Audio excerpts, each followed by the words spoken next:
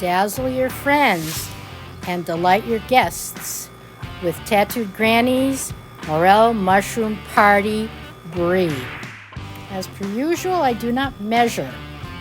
You've got some rehydrating dried morels in whole milk, some frozen morel mushrooms, 3 small wheels of brie. Get to chopping. Get to snipping the fresh chives. You saw them laying there. Sprinkle those on top at the end. Very aromatic. Okay, so you've got everything prepped, right? Now you're going to fry the morels. Frozen ones go right in. Stick a butter hot pan. The rehydrated ones, you have to squeeze out the milk they've been soaking in. That makes a delicious liquid we will strain and put back in the cooking pan to intensify their flavor.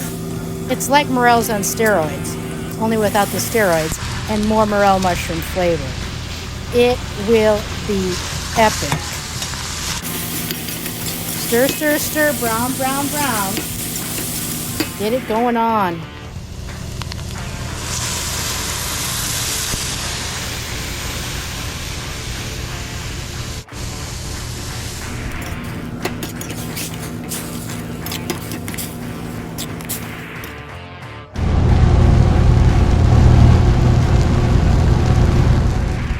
Once your morels are thoroughly cooked, slice all your brie cheese wheels in half.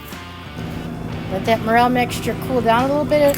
It'll absorb all that liquid. Divide it up between the halves of the cheese. Make sure you get every last drop of that mushroom goodness. Your house is going to smell great.